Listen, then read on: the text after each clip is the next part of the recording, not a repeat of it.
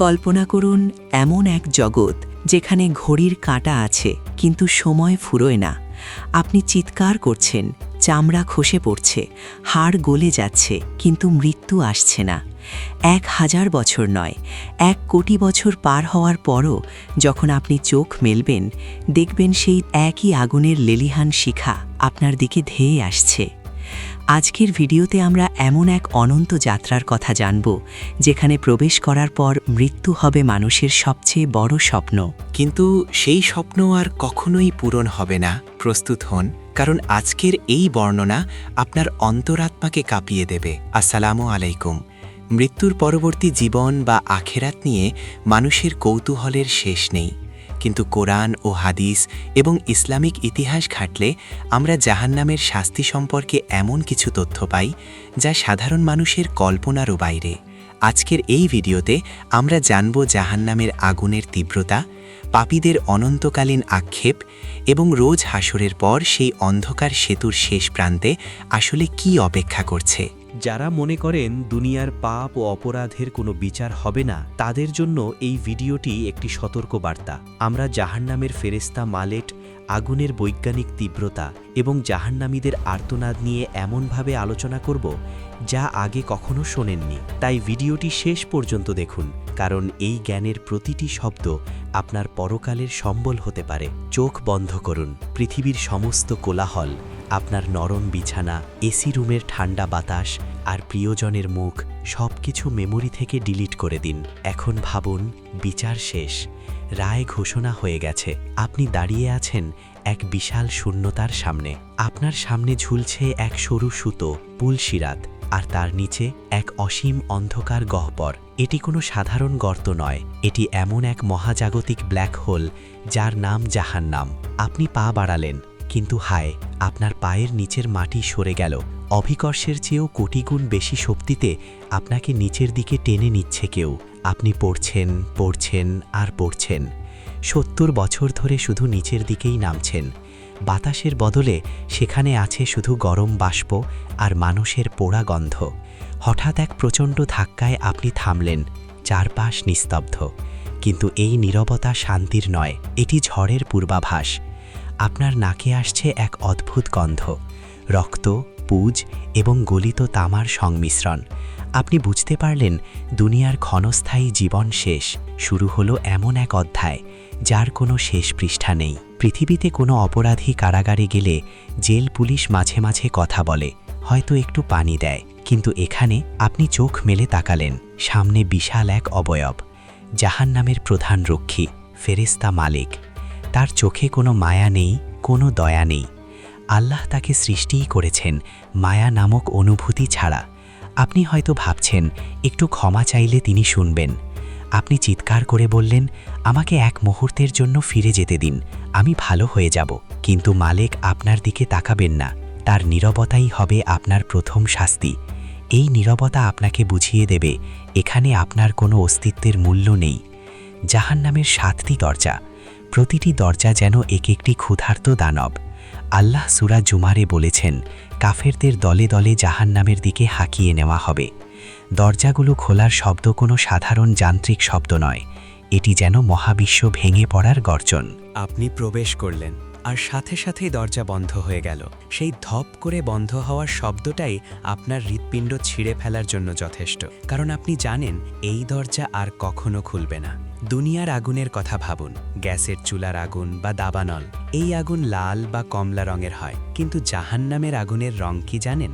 রাসূল সাল্লাল্লাহু আলাইহি ওয়াসাল্লাম বলেছেন, জাহান্নামের আগুনকে 1000 বছর জ্বালানোর পর তা লাল হয়েছে, এরপর আরও 1000 বছর জ্বালানোর পর সাদা হয়েছে, এবং শেষমেশ আরও 1000 বছর জ্বালানোর পর তা কালো হয়ে গেছে। অর্থাৎ আপনি এখন যেখানে আছেন সেখানে আলো নেই, আছে শুধু কালো আগুন। আধারের মধ্যেই আপনাকে পুড়তে হবে। কিন্তু এখানে একটি বৈজ্ঞানিক প্রশ্ন আসে, মানুষের শরীর তো পুড়ে ছাই হয়ে গেলে আর ব্যথা পাওয়ার কথা নয়, নার্ভ এন্ডিং বা স্নায়ুতন্ত্র পুড়ে গেলে অনুভূতি শেষ হয়ে যায়, তাহলে অনন্তকাল কষ্ট হবে কিভাবে? এখানেই আসে আল্লাহর অসীম ক্ষমতার এক ভয়ঙ্কর সমীকরণ। আল্লাহ পবিত্র কোরআনে সূরা নিসায় বলেছেন, যখনই তাদের চামড়া পুড়ে গলে যাবে আমি তা পাল্টে নতুন চামড়া দেব, যাতে তারা আজাব আস্বাদন করতে থাকে। মস্তিষ্কে তীব্র ব্যথার সিগন্যাল যাচ্ছে। ঠিক যখন আপনি মনে করবেন, ভাবুন একবার, প্রতি মুহূর্তে আপনার চামড়া পুড়ে ছাই হচ্ছে, আর সহ্য হচ্ছে না, এবার মরে যাব, ঠিক তখনই সেকেন্ডের ভগ্নাংশে আপনার শরীরে আবার নতুন চামড়া গজিয়ে উঠছে, আবার শুরু হচ্ছে পোড়া। এই রিসাইক্লিং প্রসেস বা চক্র একবার বা দুইবার নয়, চলছে কোটি কোটি বছর ধরে।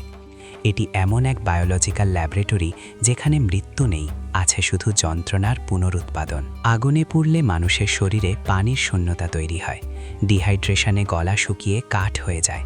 আপনি চিৎকার করে পানি চাইবেন, পানি, এক ফোঁটা পানি, আপনার চিৎকারে সাড়া দেয়া হবে। কিন্তু কি দেয়া হবে?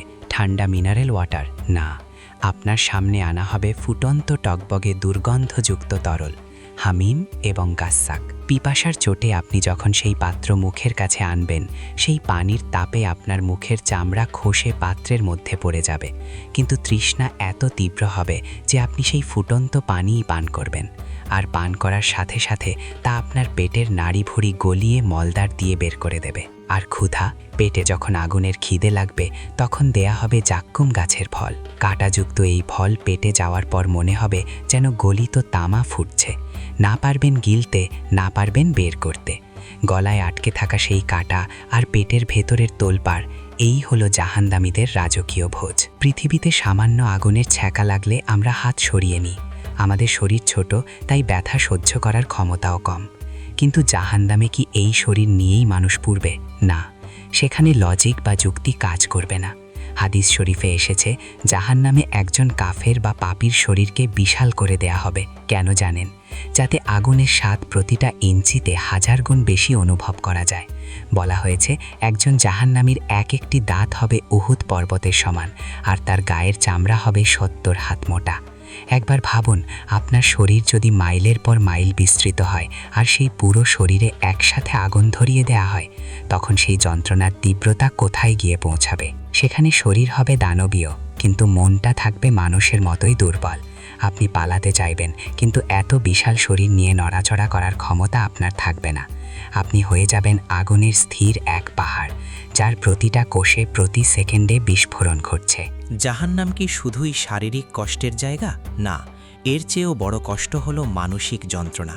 পৃথিবীতে আমরা বন্ধুদের সাথে আড্ডা দিতাম, খারাপ কাজে একে অপরকে সাপোর্ট করতাম, নেতা আমাদের ভুল পথে ডাকত, আমরা স্লোগান দিতাম। কিন্তু জাহান্নামের সেই অন্ধকার গহ্বরে যখন আপনি আপনার সেই বেস্ট ফ্রেন্ড বা প্রিয় নেতাকে দেখবেন, তখন কি হবে? কোনো ভালোবাসা থাকবে? আল্লাহ পবিত্র কোরআনে এই দৃশ্যটি খুব স্পষ্টভাবে এঁকে দিয়েছেন। সেখানে বন্ধুরা একে অপরের চরম শত্রুতে পরিণত হবে। আপনি আপনার বন্ধুকে দেখে চিৎকার করে বলবেন, হে আল্লাহ, এই লোকটাই আমাকে দুনিয়াতে নামাজের সময় আড্ডায় বসিয়ে রেখেছিল, ও আমাকে খারাপ ভিডিও দেখিয়েছিল, আজ ওর শাস্তি দ্বিগুণ করে দাও। আপনার বন্ধু তখন পাল্টা চিৎকার করে বলবে, তুই কেন আমার কথা শুনলি? তোর কি নিজের বুদ্ধি ছিল না? ভাবুন সেই দৃশ্য, আগুনের মধ্যে বসে অনন্তকাল ধরে একে অপরকে অভিশাপ দেওয়া।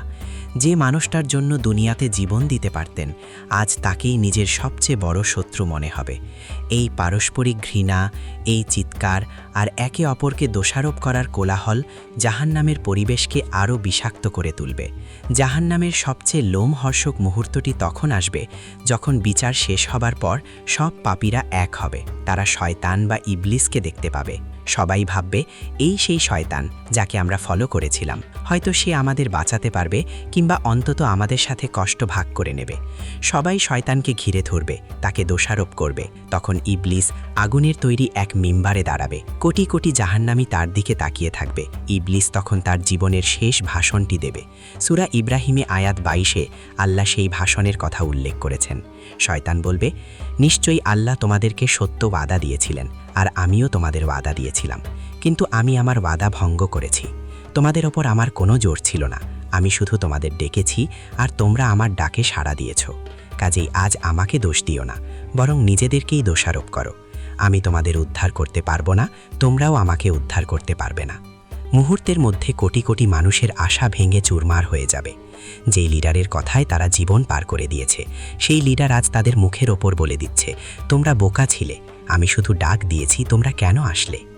এই মানসিক আঘাত আগুনের চেয়েও বেশি পোড়াবে, কারণ তখন আপনি বুঝবেন আপনি নিজের পায়ে নিজেই কুড়াল মেরেছেন, আর ফিরে যাওয়ার কোনো পথ নেই।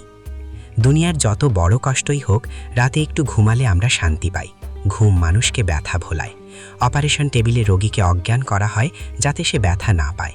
কিন্তু জাহান্নামে কি ঘুম আছে? না, সেখানে ঘুম বা অজ্ঞান হওয়ার সিস্টেম অকেজো করে দেওয়া হবে।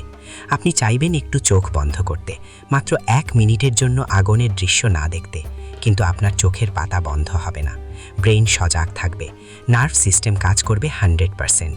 1000 বছর, লক্ষ বছর, কোটি বছর আপনি জেগে আছেন, আগুনের দিকে তাকিয়ে আছেন। শরীরের চামড়া পুড়ছে, আবার গজাচ্ছে, কিন্তু বিশ্রাম নেই। ক্লান্তি আছে, কিন্তু ঘুম নেই। সেখানে সময় থমকে যাবে না, বরং সময় আপনার বিরুদ্ধে কাজ করবে। প্রতিটা সেকেন্ড মনে হবে এক একটা যুগের মতো দীর্ঘ। আপনি ভাববেন কবে শেষ হবে, কিন্তু উত্তর আসবে কখনোই না। এই অনন্তকাল জেগে থাকার যন্ত্রণাই মানুষকে পাগল করে দেওয়ার জন্য যথেষ্ট। কিন্তু আফসোস, জাহান্নামে কেউ পাগল হয়েও মুক্তি পাবে না।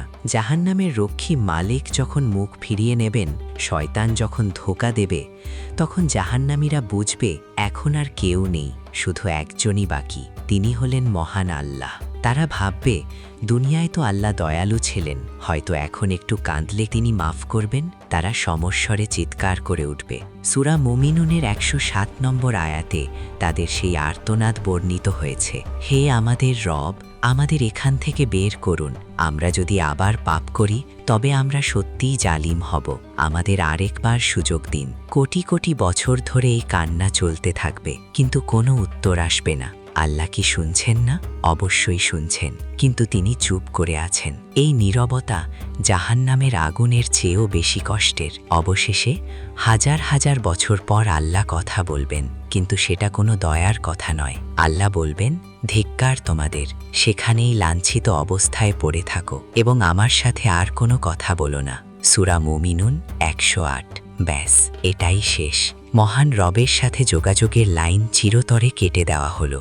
এরপর থেকে জাহান্নামীরা আর মানুষের মতো কথা বলতে পারবে না। তারা পশুর মতো শুধু গোঙাতে থাকবে। তাদের আর কোনো ফরিয়াদ শোনা হবে না। মানুষের মনের কোণে সবসময় একটা শেষ আশা থাকে, মরে গেলেই তো সব শেষ। জাহান্নামের যন্ত্রণায় অতিষ্ঠ হয়ে মানুষ মৃত্যুকে খুঁজবে, কিন্তু তখন এক অদ্ভুত ঘটনা ঘটবে। হাদিসে এসেছে, কিয়ামতের পর জান্নাত এবং জাহান্নামের মাঝখানে মৃত্যুকে একটি সাদা ও কালো মিশ্রিত দুম্বার আকৃতিতে হাজির করা হবে। ফেরেশতারা ডাক দেবেন, হে জান্নাতবাসী, হে জাহান্নামবাসী, তোমরা কি একে চেনো? সবাই তাকিয়ে বলবে, হ্যাঁ চিনি, এটা হলো মৃত্যু। এরপর সবার চোখের সামনে সেই মৃত্যু নামের দুম্বাটিকে জবাই করে ফেলা হবে। তারপর ঘোষণা করা হবে, হে জান্নাতবাসী, আজ থেকে আর কোনো মৃত্যু নেই, শুধুই অনন্ত জীবন। হে জাহান্নামবাসী, আজ থেকে আর কোনো মৃত্যু নেই, শুধুই অনন্ত শাস্তি। সেই মুহূর্তে জাহান্নামীদের কলিজা ফেটে যাওয়ার মতো অবস্থা হবে। তারা বুঝবে সুইসাইড করার অপশনও আজ শেষ, পালানোর পথ বন্ধ। এই আগুন, এই সাপ পিছা আর এই হাহাকার, এটাই এখন তাদের চিরস্থায়ী ঠিকানা। বিলিয়ন ট্রিলিয়ন বছর পরেও ক্যালেন্ডারের কোনো পাতা উল্টাবে না। এখন চোখ খুলুন, নিজের দিকে তাকান। আপনি এখনও বেঁচে আছেন, আপনার নিঃশ্বাস চলছে, আপনার শরীরে কোনো আগুন নেই। জাহান্নামের সেই ভয়ঙ্কর দরজা এখনও আপনার জন্য বন্ধ আছে। কিন্তু কতদিন? আজকের এই ভিডিওটি কোনো রূপকথা নয়, কোনো হরর মুভি নয়। এটি সেই ভবিষ্যৎ যা আগামীকালই আপনার সামনে আসতে পারে। আমরা দুনিয়ার সামান্য কষ্ট সহ্য করতে পারি না, অথচ আমরাই প্রতিদিন সেই পাপ করছি যা আমাদের ওই অনন্ত আগুনের দিকে ঠেলে দিচ্ছে। একবার ভাবুন, সেই 1000 কোটি বছর পর যখন চামড়া পুড়ে ছাই হয়ে যাবে, তখন কি আপনি এক মুহূর্তের জন্য পৃথিবীতে ফিরে আসতে চাইবেন না? চাইবেন, শুধুমাত্র একটি সেজদা দেওয়ার জন্য। কিন্তু তখন আর সময় থাকবে না। সময় আছে এখন, এখনই। এই মুহূর্তটিই আপনার তওবা করার সেরা সময়। আল্লাহ এখনও আপনার ডাক শোনার জন্য অপেক্ষা করছেন। সিদ্ধান্ত আপনার। আপনি কি ক্ষণস্থায়ী দুনিয়ার মোহে পড়ে অনন্তকাল পূর্বেন, নাকি একটু কষ্ট করে চিরস্থায়ী জান্নাতের মেহমান হবেন? বন্ধুরা, জাহান্নামের এই বর্ণনা যদি আপনার হৃদয়ে সামান্যতম ভয় জাগিয়ে থাকে, তবে ভিডিওটি শেয়ার করে আপনার প্রিয়জনকে সতর্ক করুন। হয়তো আপনার একটি শেয়ারের কারণে কেউ পাপের পথ থেকে ফিরে আসবে। আল্লাহ আমাদের সবাইকে জাহান্নামের আগুন থেকে রক্ষা করুন, আমিন। দেখা হবে পরের ভিডিওতে। ততক্ষণ ভালো থাকুন, সুস্থ থাকুন এবং মহান রবের পথে থাকুন। আসসালামু আলাইকুম।